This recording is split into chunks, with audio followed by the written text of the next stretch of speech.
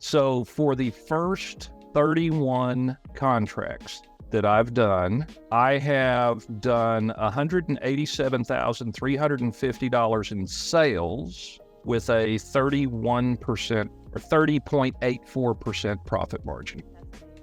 It's a nice little add-on. It's found business that I didn't have before I started doing this. On this chart, I have margins as high as 57% and as low as 10%. The basic truth is I am a business owner in the branded merchandise industry.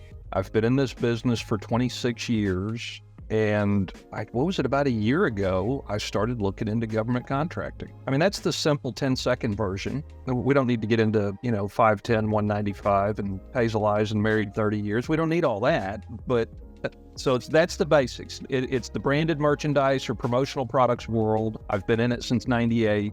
I've owned this particular company since 2015. We had sold our first company, and then I opened it. As soon as my no-compete expired, I opened again in the same industry, a little bit different structure, but same industry. And so this is what I do. And then I added government contracting to my existing business.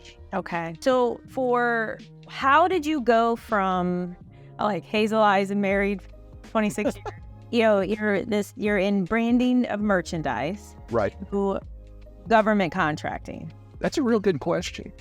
I'm always looking to grow my business. I've been in growth mode, and I mean hardcore growth mode, for probably 4 years now. Understand that the first 3 or 4 years of this business, I had a couple of hundred existing clients that came with me when I left the guy that bought my last business and reopened. I had a couple hundred clients that came with me, and I was pretty happy in cruise control mode. And then after a while, I realized that if you keep doing what you're doing, you're going to keep getting what you get.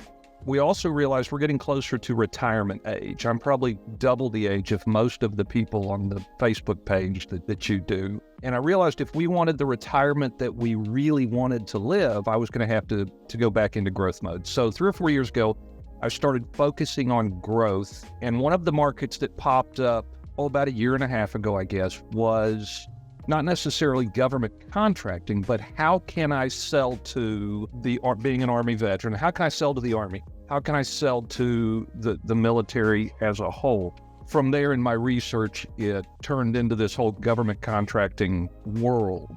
And the government contracting term is such an all-encompassing phrase that there's so much in there. Researching it, finding you online, that was one of the big motivators and pushes. I found a lot of stuff to research, read, and it just kind of evolved over time. I kind of get into things. When I get into things, I get fixated on them. And when I get fixated on them, I find every possible avenue of knowledge I can about it until I'm comfortable trying. And that's basically how we got started. When did I place my first bid? Was it last December or January? It was December. I got my first contract in December of 22. Wow. And so, Steve, before you go into that, people may wonder, what is branded merchandise? Okay, good question. Could you just provide a couple of examples? Because I know everybody that's watching or you're listening, you probably have one of these in your house, or your purse, or somewhere. Oh my gosh, go to your kitchen junk drawer and open it up and pull out anything in there that's got a business logo on it. Ballpoint pens, bottle openers, coffee mugs, shirts, hats, cups. If it's got a logo printed on it, those are the products that I've dealt with for 26 years. We typically deal in corporate America. Mid-range clients will buy 1,000 ballpoint pens at a time, or 5,000 t-shirts or something like that for that kind of stuff with the bigger clients. So it's anything with a logo on it. Now, in our business, we draw the line at, I don't do team uniforms. I don't do, look, I love them, but when the new mom calls and says I need 3 shirts with my baby's picture on the front, that's not my business. That's the local t-shirt guy, and they're wonderful. I push business to them all the time. Mine is more marketing items, things that are part of a specific marketing campaign that a business will be doing to to advertise themselves. So it's in the advertising world. I've hooked up a lot of contracts with Army National Guards around the country, and it's the same thing. It's their recruiting and retention offices that are buying these products. So they're the ones that recruiters are all about marketing and advertising. Right. That's their whole world. Especially with them, their numbers have been really down the last couple of years, and so they're really making some big pushes. So that's the world I've played in since we started in 98. I really didn't go full-time till 04. I had what we called my real job, and then this self-employed thing was just a side gig until 04. And in 2004, we went full-time, and it's been Katie bar the door ever since. Let's go back. This is awesome. Let's go back to that contract that you won. Was it your first government bid? No. Okay. No, it was, and I can't tell you a number of how many bids I had turned in at that point in time. It was through the GPO.gov site, which is where a lot of the promotional items, the branded merch goes. They also do a lot of stationery, envelopes, business cards, things like that. Anything that's printed will probably go through the GPO. Anything that's below, is it the 250,000? No, it's even less than that. Although I've seen some good sized ones in there. Typically they're 25, 30 grand and below, and a lot below on the GPO site. So it wasn't my first bid, and it wasn't a very big contract. It was 60 plastic water bottles for the Oklahoma National Guard, and the total invoice was $825. And I was just happy to have it. It may have been, in my normal business, it may have been the smallest order I did that week, but it was just exciting to get it. So that was my first one. And it just kind of went from there. And if you would share with everyone, what does GPO mean? Because okay, government. Used to Sam.Gov, Government Publishing Office is what GPO is, hence the printing of stuff.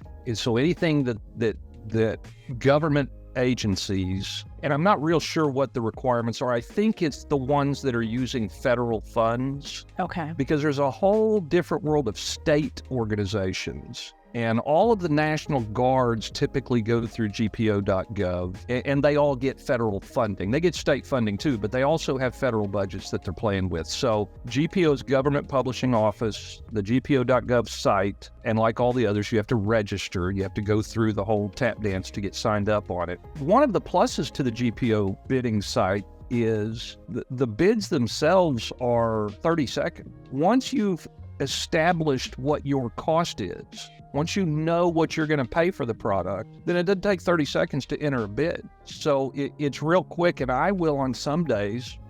Yesterday, I think I submitted 8 bids on different projects, and they're not RFPs. You don't write long statements and executive summaries and all that kind of stuff. It is strictly the most basic RFQ you could possibly put together. And they award them quickly. So it's really common to know the very next day after closing that you're the lowest bid. I will say this about GPO. If your delivery is going to be late, they are very good at beating you about the head and shoulders with that information. They really don't like late, and they keep a record, and you have a score, so you have to be on your game. And if they put an expected in-hands date of December 15th, it darn sure better be there by December 15th, or they were going to really make you regret being late on that order. So you got to read them carefully. They're typically 5 to 6 pages long with all the different sections in them. Read them carefully, place your bids. A day later, you'll know. The other thing with them is when they award a bid, and it can go back for years, I've seen, you can always go back into the GPO.gov site and see every bid that was placed on that opportunity. You can see who was awarded. There's a little A next to their name, how much they bid, and any notes that they put on their deal. So it's really good for research. So if you see a bid pop up for 1,000 ballpoint pens, you can search for that in their awards section. It's very easy, and you can see all of those opportunities and what the winning bidders were. So it kind of gives you an advantage going into it that way. Some may be thinking, this is amazing because it takes seconds to submit. You have the archival pricing.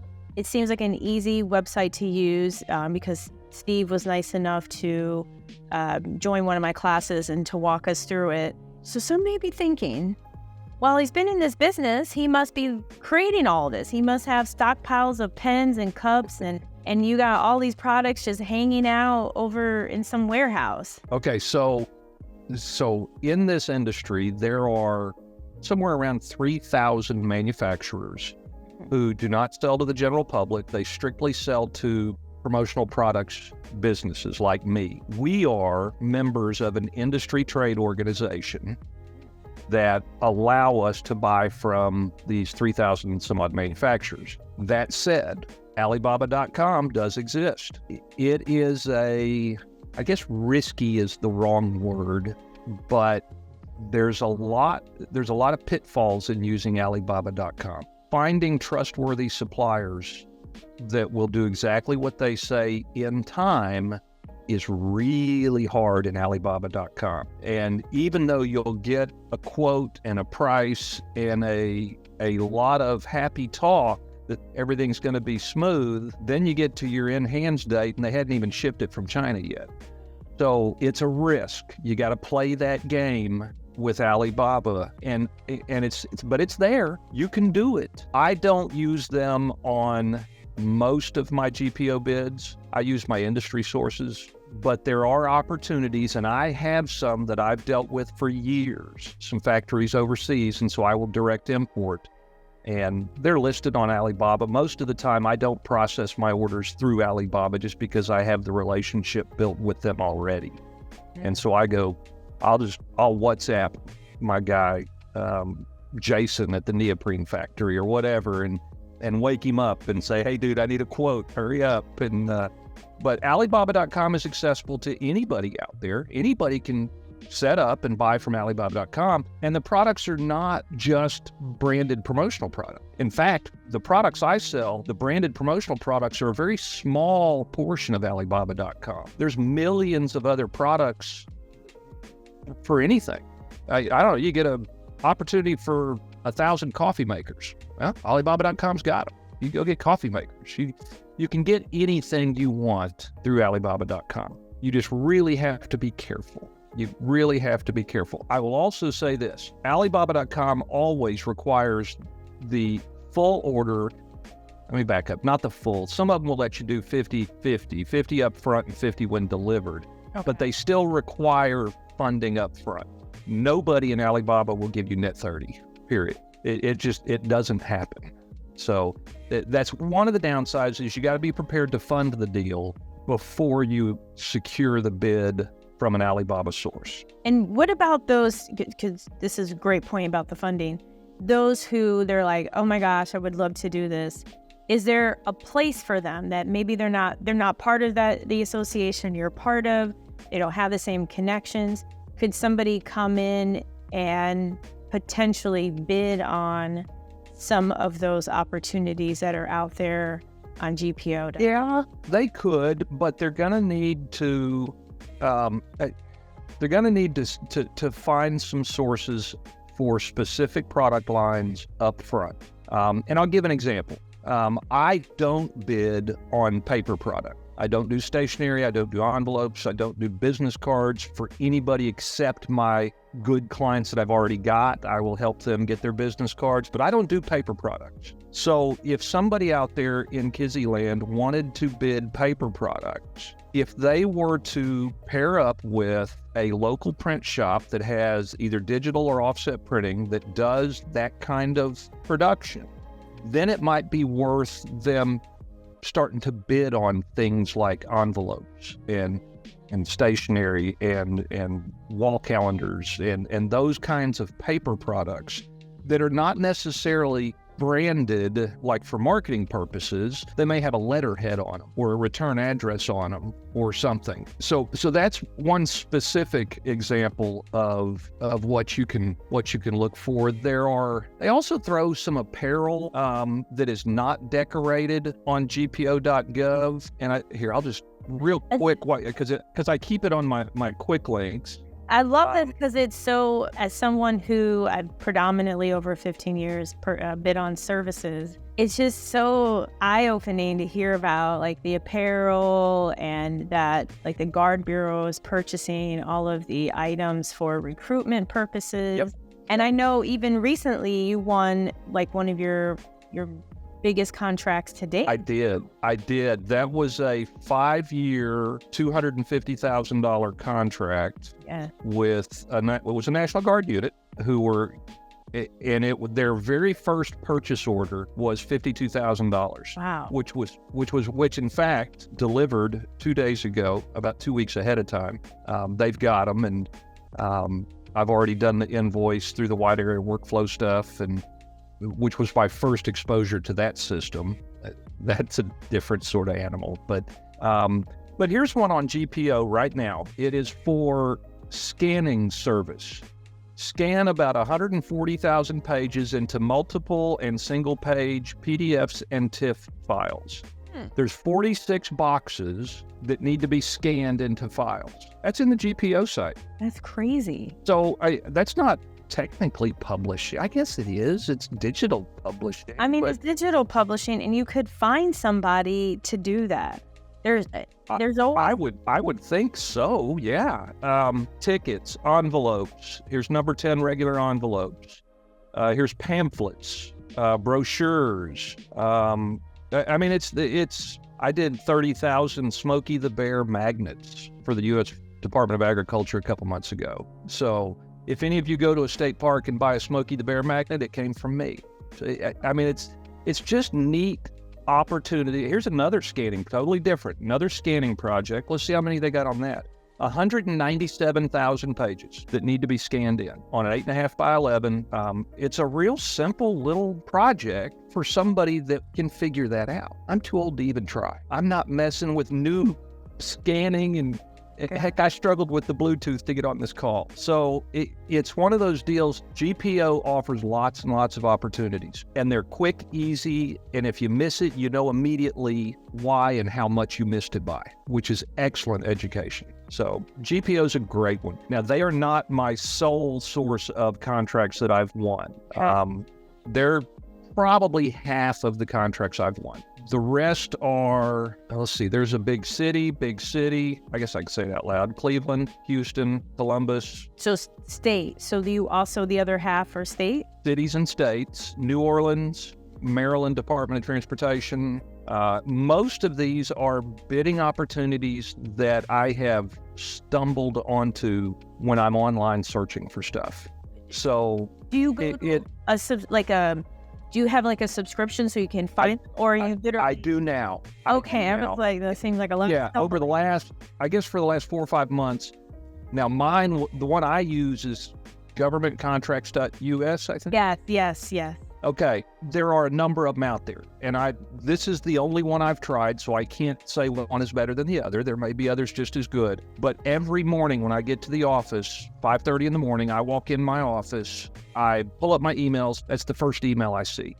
And their database scours the country. And I mean stuff from Podunkville, nowhere land is looking for 24 T-shirts, and they put it out there for bid. All the way up to Sam.gov 1.6 million hats kind of a bid. So everything in between I can find on those emails every morning. If I'm too busy or if I've got too much on my plate, I may not even look at that email for 4 or 5 days. Wow. And then say Monday morning, okay, let's go see what's going on this week. And it's a real quick, easy to find them. So I use that now, and I have found some really good ones and made some really good connections through those, because I'm a big fan of reaching out and talking to COs. Yes.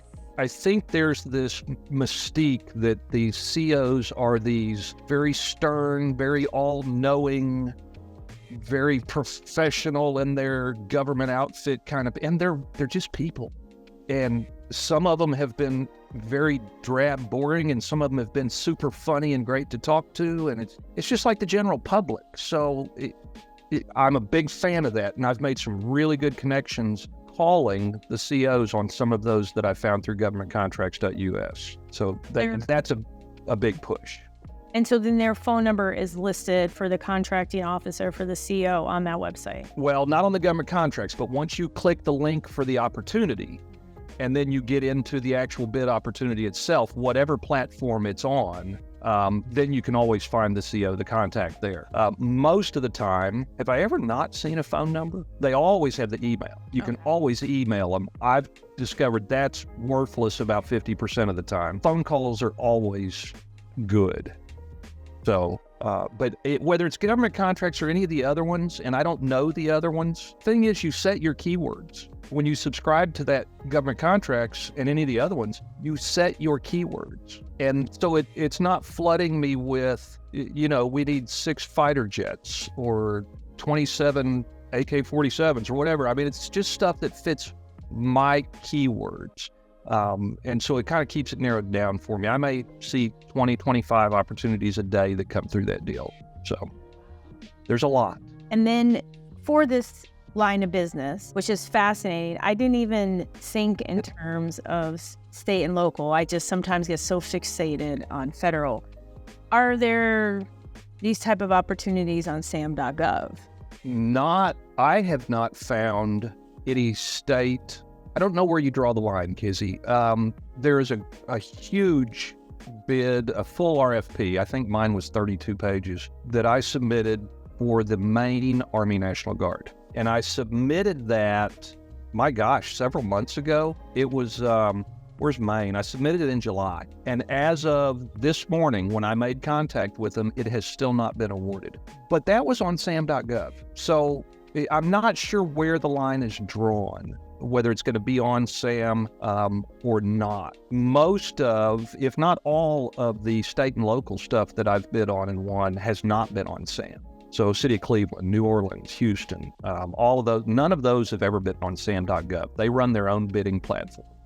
Pennsylvania, I've done one with Pennsylvania. So most of those don't. I know all of the states each have their own bidding platform, and then a lot of the cities will also have their own platform. So there's a million different places out there to find the opportunities and to do the bidding. Downside is you have to register on every one you find.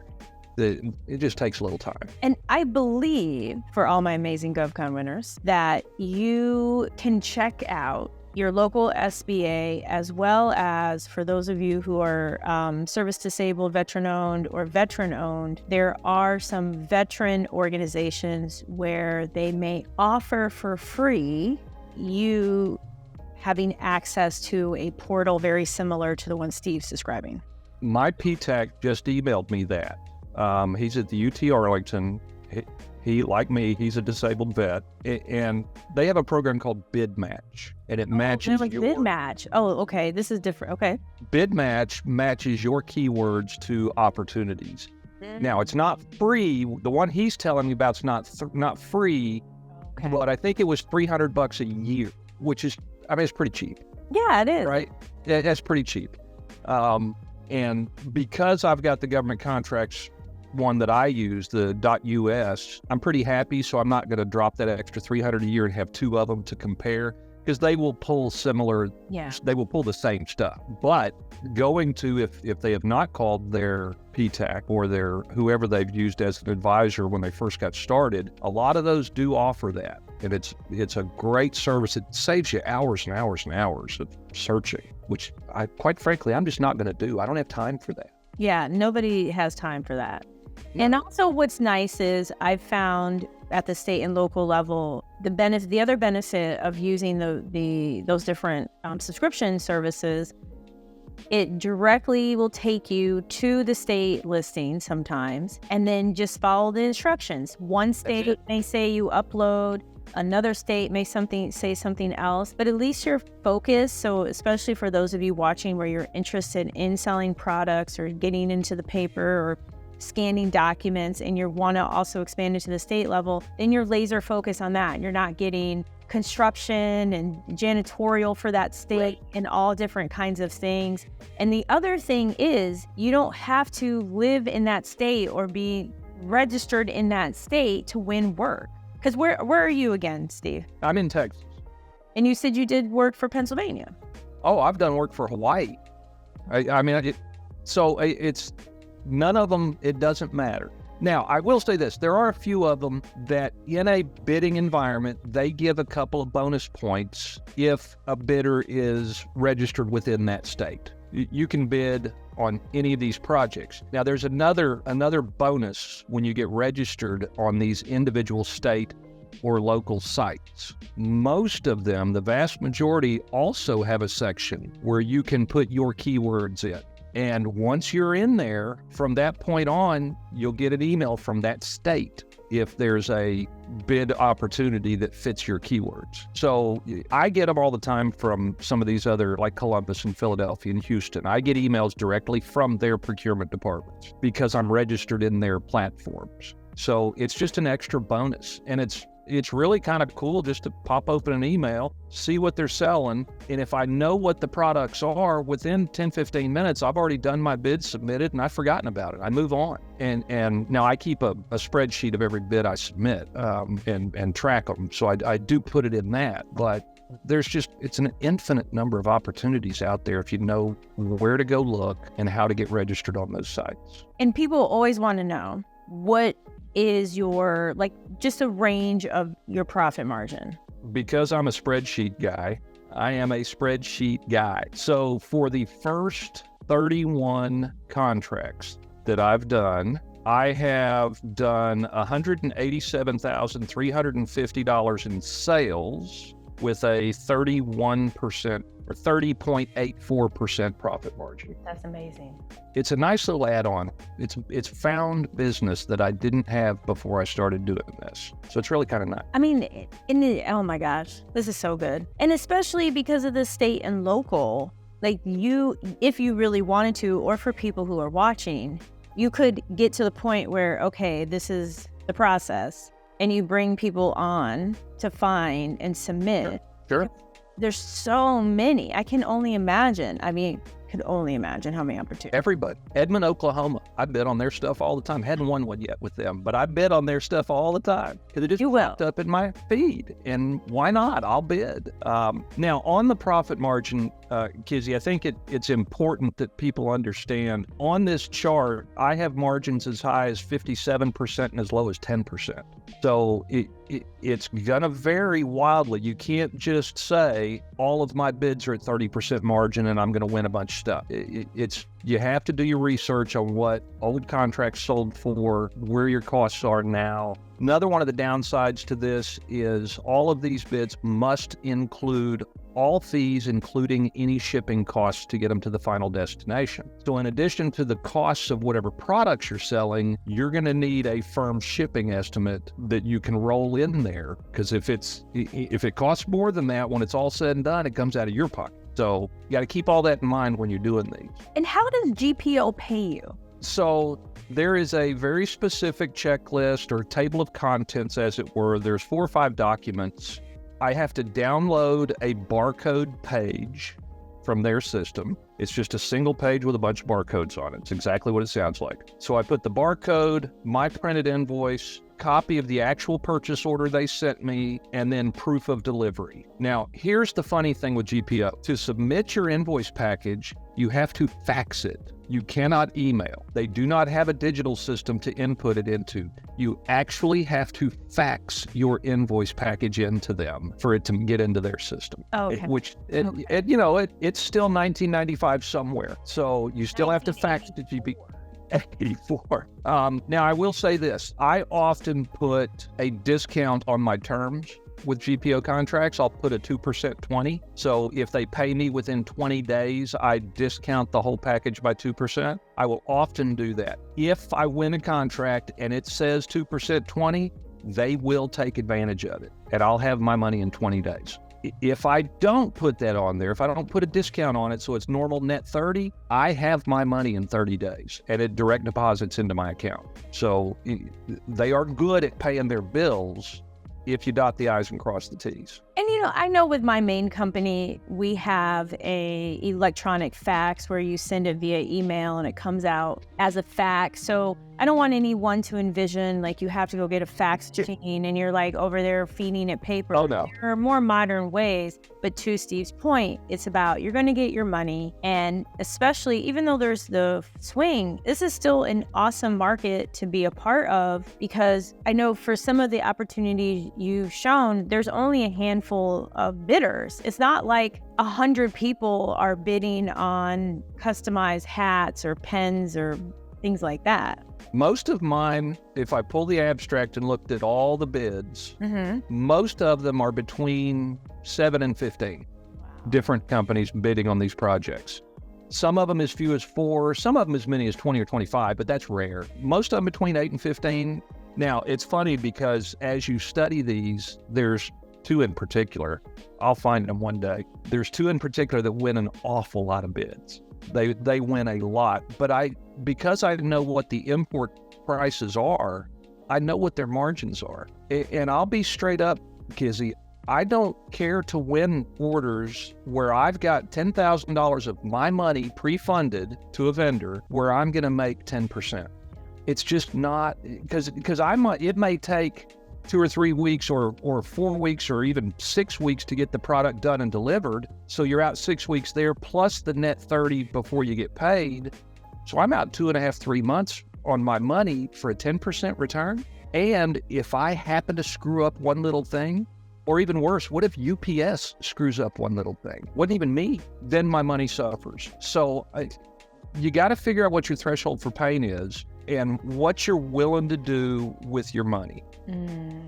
I'm just not I understand it's a low bidder environment, but I can still win 30% profit margin bids, just not as many of them. So it's something to think about when you're bidding. I refuse to give things away. I'm not the Walmart of this industry. I'm not going to do it. I'm going to hold margins, and if I win them, great. Now I'm going to throw a second little line of benefit just for people to think about. Oklahoma Army National Guard. I had done 3 or 4 contracts with them over the last year. My very first one was with them. I try real hard to contact the end buyer.